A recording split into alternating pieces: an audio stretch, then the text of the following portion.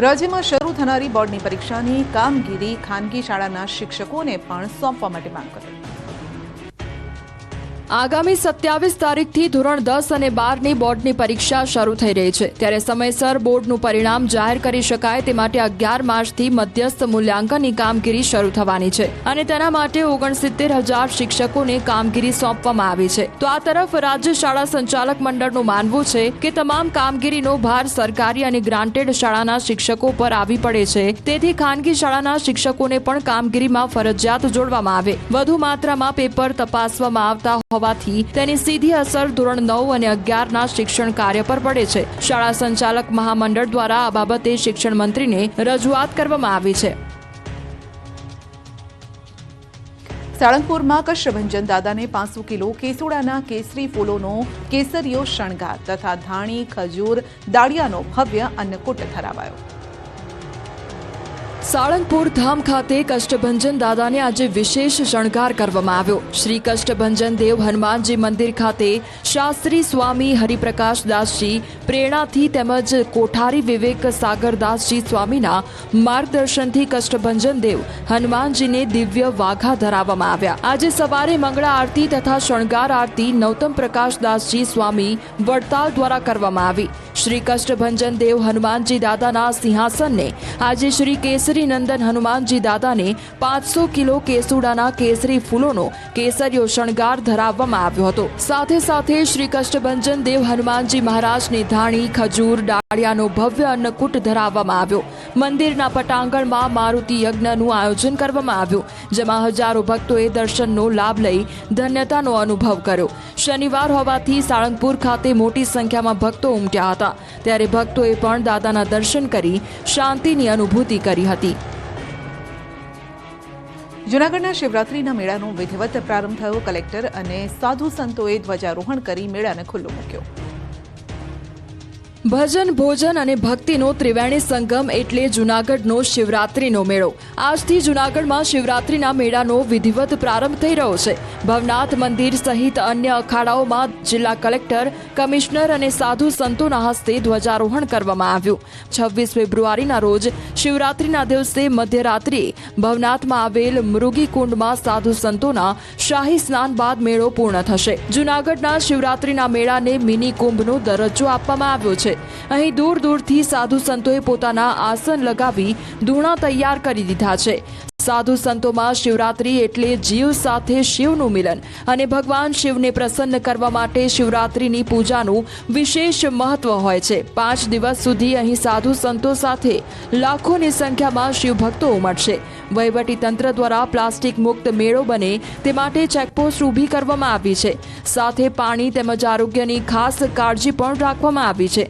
તો આજથી પોલીસ વિભાગ દ્વારા ચુસ્ત બંદોબસ્ત ગોઠવી દેવાયો છે. સાથે અહીં 5 દિવસ સુધી અન્ન ક્ષેત્રો ધમધમી ઉઠશે અને અહીં આવતા ભાવિકોને મનગમતા ભોજન પણ મળશે. અરવલ્લીના મોડાસા એપીએમસીમાં ઘઉંની આવક શરૂ થઈ છે. પ્રતિ મણ 500 થી 600 રૂપિયા ભાવ મળતા ખેડૂતો ખુશ. અરવલ્લી જિલ્લાના મોડાસા માર્કેટયાર્ડમાં નવા ઘઉંની આવક શરૂ થઈ ગઈ છે. મોટી સંખ્યામાં ખેડૂતો ઘઉંનો પાક લઈ મોડાસા એપીએમસી ખાતે પહોંચી રહ્યા છે. અરવલ્લી જિલ્લામાં આ વખતે સારા પ્રમાણમાં ઘઉંનું વાવેતર કરવામાં આવ્યું હતું. ખેડૂતોની મહેનતના કારણે ઘઉંના ઉત્પાદન પણ સારા પ્રમાણમાં થયું છે. ત્યારે હવે પાક તૈયાર થઈ જતા ખેડૂતો તેને લઈ માર્કેટયાર્ડ સુધી પહોંચી રહ્યા છે. મોડાસા માર્કેટયાર્ડ જિલ્લાનું સૌથી મોટું યાર્ડ છે, જ્યાં દરરોજ મોટી સંખ્યામાં ખેડૂતો ઘઉંનો પાક વેચાણ માટે લઈને પહોંચી રહ્યા છે. ખેડૂતોને આ વર્ષે ઘઉંના પ્રતિમણ 500 થી 600 રૂપિયા ભાવ મળતા આનંદની લાગણી છવાઈ છે. સારા ભાવ મળતા એપીએમસીમાં પણ ઘઉંની સારી આવક થઈ રહી છે. સાથે એપીએમસી દ્વારા પણ ખેડૂતોને વધુ સારા ભાવ મળી રહે તે માટે તમામ પ્રયત્નો કરવામાં આવી રહ્યા છે. દાહોદના જાલદ ગામે મહાકુંભથી પરત ફરી રહેલ યાત્રીઓ અટવાયા. ખાનગી બસ માલિકની બેદરકારીના કારણે મુસાફરો અટવાયા. બસમાં ડીઝલ પુરાવી માલિક દ્વારા ડીઝલના રૂપિયા ન અપાતા મુસાફરો અટવાયા. ગુરુકૃપા નામની ટ્રાવેલ્સ દ્વારા મહાકુંભમાં દર્શન કરવા માટે આયોજન કરાયું હતું. 6 થી 7 કલાક સુધી મુસાફરોને ભારે હાલાકીનો સામનો કરવો પડ્યો. ગુરુકૃપા ટ્રાવેલ્સના માલિકે મૌન ધારણ કર્યું.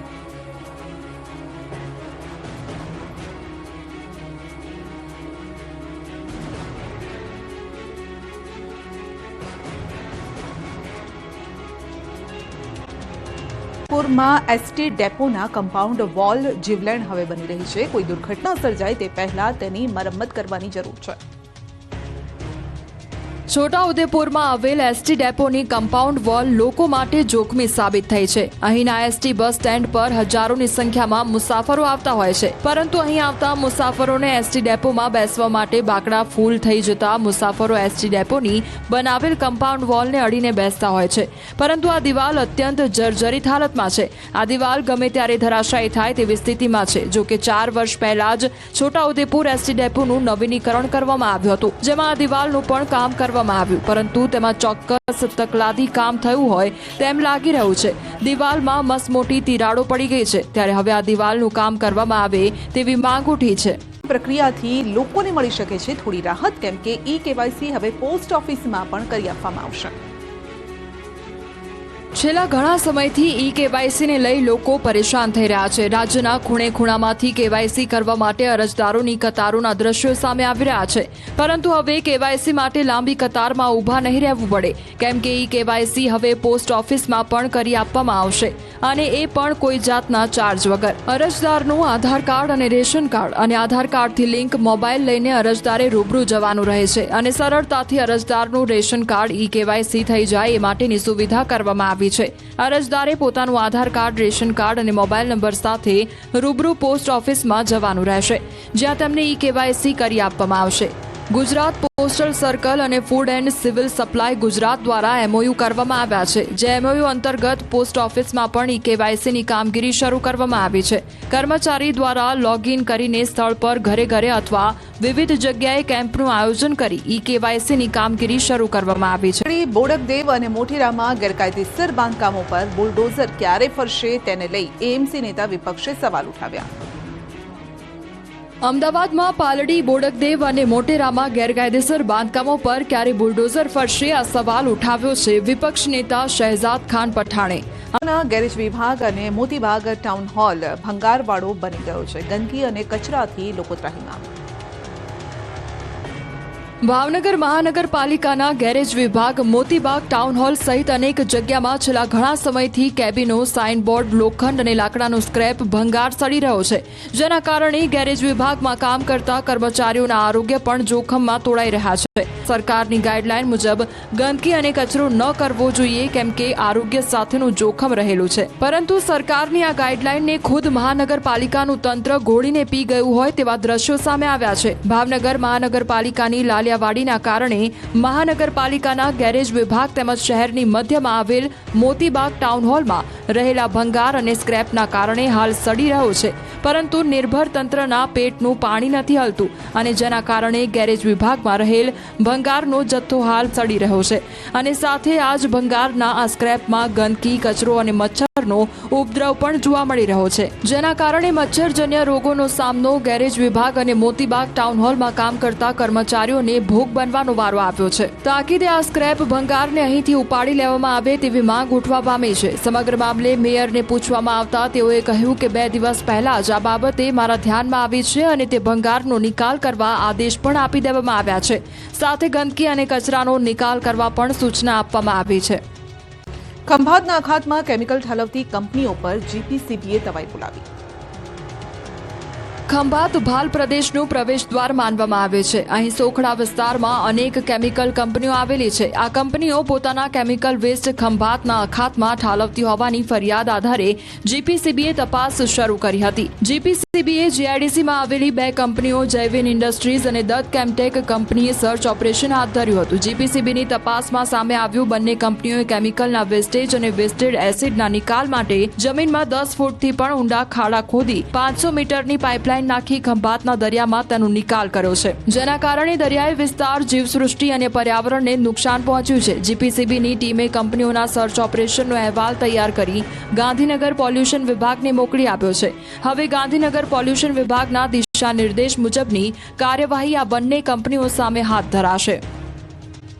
ધર્મજ ગામે રોગચાળો વકરતા આરોગ્ય વિભાગ દોડતો થયો. રોગચાળાના કારણે એક દીકરીનું મોત થયું. પેટલાદ તાલુકામાં આવેલા ધર્મજ ગામે રોગચાળો વકરતા આરોગ્ય વિભાગ એક્શનમાં આવ્યું છે. ધર્મજ ગામમાં કમળાના 31 જેટલા કેસ નોંધાયા છે. ધર્મજ ગ્રામ્ય પંચાયતનો વિસ્તાર ગાંધી ચોક, હરિજનવાસ, ચામુંડા વિસ્તાર. પીવાના પાણીની પાઇપ સાથે ગટર પાણીની પાઇપલાઇન જોડાણ થતા ગામમાં ગંભીર રોગચાળો ફાટી નીકળ્યો છે, જેમાં એક સગીર દીકરીનું મૃત્યુ થયું છે. જે અંગે આણંદ આરોગ્ય વિભાગની ટીમ નક્કર રીતે પુષ્ટિ નથી કરતી. જો કે રોગચાળાને લઈ આરોગ્ય વિભાગે સર્વે તેમજ સુવિધાઓ પૂરી પાડવા માટે કવાયત શરૂ કરી છે. આરોગ્ય વિભાગની વિવિધ ટીમો દ્વારા ધર્મજ ગામમાં પાણીનું લીકેજ શોધવા માટે ડોર ટુ ડોર વિઝિટ કરી રહી છે. સાથે જ ગામમાં તમામ પ્રકારની આરોગ્યલક્ષી સુવિધાઓ પૂરી પાડવામાં આવી રહી છે. ખેડાના મધ્યાહન ભોજનમાં હલકી ગુણવત્તાનો નાસ્તો અને ચણા મુદ્દે નવા ખુલાસા થઈ રહ્યા છે.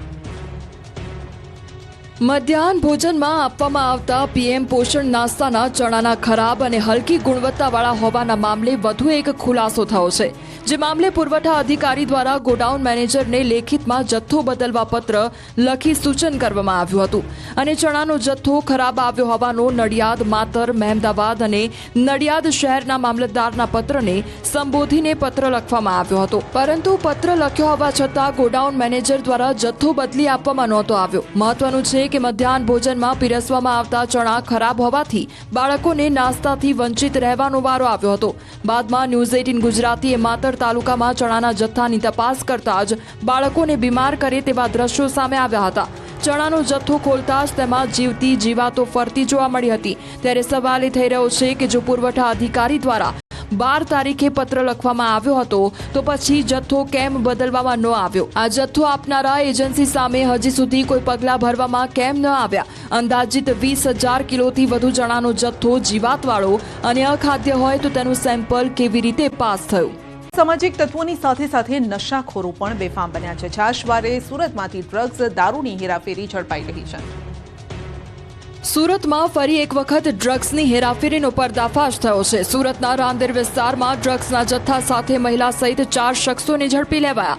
રાંદેર વિસ્તારમાં કેટલાક શખ્સો ડ્રગ્સનું વેચાણ કરી રહ્યા હોવાની પોલીસને બાતમી મળી હતી. બાદ ખંભાળિયામાં પણ તસ્કરોએ તરખાટ મચાવ્યો. ખંભાળિયામાં આવેલા સરકારી ક્વાર્ટરમાં 5 મકાનોને તસ્કરોએ નિશાન બનાવ્યા. શનિવાર અને રવિવારની રજા હોવાથી ક્વાર્ટરમાં રહેતા પરિવારો બહાર ફરવા ગયા હતા અને તેનો જ લાભ લઈ તસ્કરો ત્રાટક્યા. તસ્કરોએ મકાનમાંથી સોના, ચાંદી અને રોકડની ચોરીને અંજામ આપ્યો. ઘટનાની જાણ થતાં જ પોલીસ અને ડોગ સ્ક્વોડનો કાફલો ઘટનાસ્થળે પહોંચ્યો હતો. સરકારી કર્મચારીઓના મકાનમાં ચોરીની ઘટનાએ જિલ્લાભરમાં જોર પકડ્યું છે. ત્યારે પોલીસે પણ અલગ અલગ ટીમ બનાવી તસ્કરોને ઝડપી લેવા કવાયત હાથ ધરી છે. વિવાદ બાદ દેવાયત ખવડ મીડિયા સામે હાજર થયા અને ખવડે આરોપ લગાવ્યો કે સાણંદ નજીક મોડી રાત્રે તેમના ડ્રાઈવર પર હુમલો કરી કાર જપ્ત કરવાની ઘટના બની હોવાનો આક્ષેપ કર્યો છે. તેમણે એક જ દિવસે તેમના 2 ડાયરાના કાર્યક્રમ બુક કર્યા હતા. દેવાયત ખવડે સનાથલ અને દેવાયત ખવડ આણંદ સોજિત્રા ખાતે એમ એક જ દિવસે 2 ડાયરાના કાર્યક્રમ રાખ્યા હોવાની વાત સામે આવી. એક ડાયરામાં દેવાયત ખવડ ન પહોંચતા તેમના ડ્રાઈવર પાસેથી કારની ચાવી લઈ લીધી હતી અને તેના પર હુમલો કરી કાર જપ્ત કરી લીધી હોવાનું ખવડે જણાવ્યું. આ સાથે જણાવ્યું કે 2 ડાયરા હતા. સનાથલ ડાયરામાં પબ્લિક ન હતી, તેથી તે અન્ય ડાયરામાં જતા રહ્યા. આ ઘટના અંગે બાદમાં ચાંગોદર પોલીસમાં અરજી કરવામાં આવી, પરંતુ ફરિયાદ ઘણા સમય બાદ પણ ન લીધી હોવાનો ખવડે આક્ષેપ મૂક્યો. કલાકાર દેવાયત ખવડની કાર પર હુમલો કરવામાં આવ્યો. જાણીતા લોકગાયક કલાકાર દેવાયત ખવડ ફરી એક વખત ચર્ચામાં આવ્યા છે. ગઈકાલે મોડી રાત્રે દેવાયત ખવડનો ડ્રાઈવર કાર લઈને અમદાવાદ તરફ આવી રહ્યો હતો. તે દરમિયાન કેટલાક શખ્સોએ આવી હુમલો કર્યો હતો. જો કે કારમાં માત્ર ડ્રાઈવર જ હાજર હતો. દેવાયત ખવડ હાજર ન હોવાથી તેમને કોઈ નુકસાની પહોંચી નથી. સમગ્ર ઘટનાને લઈ અલગ અલગ અનુમાન લગાવવામાં આવી રહ્યા છે. ચર્ચા તો એવી ચાલી રહી છે કે સનાથલમાં ડાયરાનું આયોજન કરવામાં આવ્યું હતું. જે ડાયરામાં દેવાયત ખવડ હાજર ન રહેતા તેની અદાવતમાં હુમલો કરવામાં આવ્યો છે. કાર પર હુમલાની ઘટના બાદ ખુદ દેવાયત ખવડ સામે આવ્યા હતા અને તેઓએ ખુલાસો કર્યો હતો કે તેઓ બંને જગ્યાએ કાર્યક્રમમાં હાજર રહ્યા હતા. સનાથલના કાર્યક્રમમાં તેઓએ હાજરી આપી હતી. તેઓએ કહ્યું કે આયોજકના ઘરના સીસીટીવી ફૂટેજ ચેક કરો. 2 મહિના પહેલા પણ સંબંધમાં ડાયરો કર્યો હતો. સનાથલમાં આયોજકની રજા લીધા બાદ સંતોએ પીપળાવ પ્રોગ્રામમાં હાજરી પણ આપવા ગયા હતા. ત્યારે દેવાયત ખવડની કાર પર હુમલો કોણે અને શા માટે કર્યો તે પણ એક સવાલ છે. જો કે હજી સુધી હુમલા મામલે કોઈ પણ પ્રકારની પોલીસ ફરિયાદ નોંધવામાં આવી નથી. રાજકોટમાં સમૂહ લગ્નમાં વરઘોડિયા તો આવ્યા, પરંતુ આયોજકો ફરાર થઈ ગયા અને આખરે પોલીસે 9 દંપતીઓના લગ્ન કરાવ્યા. રાજકોટમાં ઋષિવંશી સેવા સંઘ દ્વારા સમૂહ લગ્નનું આયોજન કરવામાં આવ્યું હતું, જેમાં 28 જેટલા જોડાના લગ્ન થવાના હતા. પરંતુ સમૂહ લગ્નનો પ્રારંભ થાય તે પહેલા જ હોબાળો મચી ગયો, કેમ કે લગ્ન માટે જોડા તો મંડપ સુધી પહોંચી ગયા હતા, પરંતુ આયોજક એક પણ ફરક્યા નહોતા. આખરે લગ્ન સ્થળે જ હોબાળો મચી ગયો. ઘટનાની જાણ થતાં જ પોલીસ કાફલો પણ ઘટના સ્થળે દોડી આવ્યો. લગ્નની નોંધણી કરાવવાની લોકોમાં ભારે રોષ હતો, કેમ કે તેઓ દૂર દૂરથી સમૂહ લગ્નમાં પહોંચ્યા હતા. ન્યૂઝ 18 ગુજરાતી પર સમૂહ લગ્નમાં આવેલા વરવધુએ રોષ ઠાલવ્યો. વરે કહ્યું, લાખ રૂપિયા આપવા તૈયાર છીએ, પૈસા નથી જોઈતા, પરંતુ અમારી આબરૂ પરત આપો. તો કન્યાએ કહ્યું, લોન લઈને 30,000 લાવ્યા. આયોજકો પૈસા લઈને ફરાર થઈ ગયા. અમારા સંબંધીઓ આવ્યા અને લગ્ન ન થતા અમારી આબરૂનું શું? આખરે રાજકોટ પોલીસે વરવધુની વારે આવી અને પોલીસે 3 નવ દંપતીના લગ્ન કરાવ્યા. અન્ય દંપતી લગ્ન સ્થળ છોડીને નીકળી ગયા હતા. સમગ્ર મામલે ડીસીઓ ઝોન 1ના સજ્જનસિંહ પરમારે કહ્યું કે આયોજકો સામે ગુનો દાખલ કરવામાં આવશે. સમગ્ર વિવાદ સામે આવતા જ આયોજક હોસ્પિટલ પહોંચી ગયા અને પોતે બીમાર હોવાના સ્ટેટસ મૂકવા લાગ્યા. જો કે આયોજક ચંદ્રેશ છાત્રોલાના ઘરે પણ તાળા મારેલા જોવા મળ્યા. હવે સમગ્ર મામલે પોલીસ ફરિયાદ નોંધી વધુ કાર્યવાહી હાથ ધરાશે.